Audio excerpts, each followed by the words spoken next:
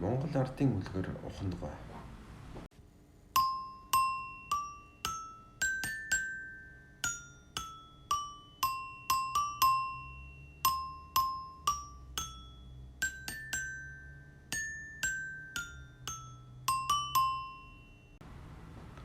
Эрт урт цагт хөндөй талаар дүүрэн бэлчигч хон ямаан сүрэгт нэгэн олиггүй музантай омог бардам ухан байж гинэ.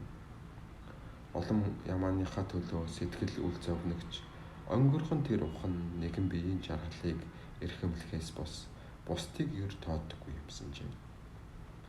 Цан хүүрэг бүргэлсэн өвлийн нэгэн тэсхэм хүйтэн шүн тэнгэрт бараан үйлс хурж залсан шуурга эсгэрхэд эвэр ихт ухан ихэд бэрж ижил сүргээ сэжиж хөөсөөр эвтэйхэн дулаан хэвтэр хайж гинэ.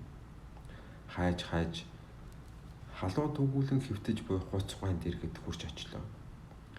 Тэгээд өнгөрхөн ихэмсэг зангаас нь нэмээж огл харайн дулаан хэвтэртээ тавьж өгөх биз гэж бодтол хуц түүнийг тоосонгүй. Хөдлөгч үгүй хэвтэртээ хэвтсээр аваа.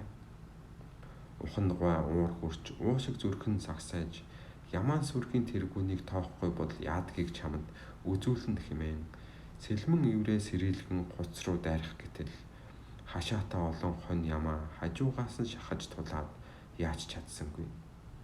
Уур нь хүрсэн ухан хожмын нэг өдөр эцсийг чинь цовуулж сүргийг чинь бутраан дагайгүй хэмээн зансаар өөр аятай хэвтэр олохоор холдож одваа. Тинхүү хав орынхоо хон ямааг хажиглан түлхэн тухайг нь алдуулж уурыг нь барсаар хашааны болон руу зүтгэлээ.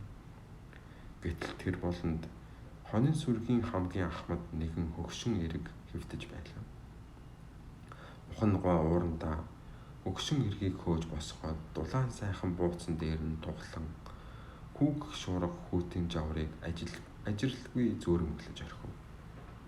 Гэтэл шөнийн шуурган дундуур эд ширэн тэнэж явсан хөгч хүн тэдний хотонд орж ирээд тис чадсандаа хашааны завсраар нэгэн ямааны сүвэнээс зулгаагаад орхитол ухандгой бөөрнөөс гал ботрох шиг болж огл харайн босжээ. Маргааш өглөө нь мандах нарнаар ижил олон сүргэн бэлчээр доотоход чононд сүвэгээ зулгаалгасан ухны шарах хүндүрлэж үс өмгөх нь бүхэл хөл өндийж босгодж бэрх байлаа. Олон хон ямааны нэгэн ч өнгөрхөн дээрэнгүү ухныг тоосонгүй. Онцолж биеийг нь асуусангүй. Гуцаа даган уулын нөмөр цасны нэмгэн рүү одтхуул шархандаа шандсан ухан араас нь дэхэн догон бэлтрэв. Шархандаа шандлан олон тоглолгүй хаягдсан ухны уур нь хүрсэн гэж жигтэйхэн. Тэгээд ерөөс энэ данхар ивэрт хуцтай сүргийн өмнө тулалдаж сүргүчээ үзүүлье. Өчигдөр намайг тоохгүй байлуу чи хэмээн хилэгнэн сэлмэн иврээ сэрэлгэн сүртэй дуугаар майлцаар хуц руу гүйгээд очлоо. Гэтэл тавтай сайхан дээшлэж явсан хуц сүр бадруулан сэлмэн иврээ сэрэлгэн айсан ухнаас айсангүй амтд өсөө хэвсээр ажиггүй зогссоор аваа. Ухны уур улан бадарч өндөр гихчин цороолгоод буутал энтэх уул нурах шиг тэртэх тэнгэр тасхийг шиг болж тэрий хараад унхан тэрэ. Тэгээд сая нэг ухаан ортол газар гултайгаад хэвтэж байлаа. Юу болваа? Арай тэр хуцанд мөргүүлчихсэн юм биш байгаа. Эсвэл өчигдрийн шарах ингэж хүндүрлэв үү? Өвдвүү гэж бодоод ухас хийтэл толгойн хөнгөн оргоод нэг л биш юм. Гэтэл нөгөө хуц юу ч болоогүй юм шиг тэр тэнд хээв нэг дэшилж явна.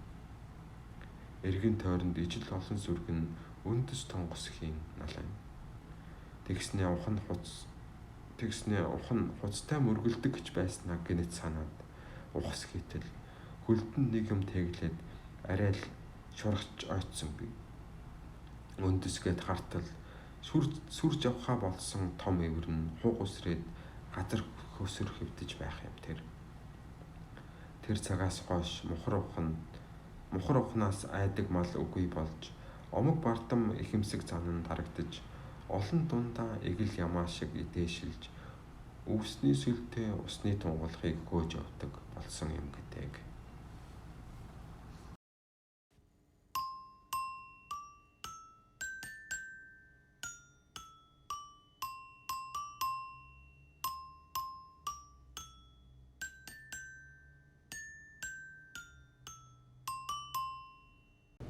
Маш сайн магадлан бодоод маргаашийн үлгэрийг дэлгэн сонсоорой. Ардынхаа сайхан үлгэр шиг амар сайхан жаргаарай.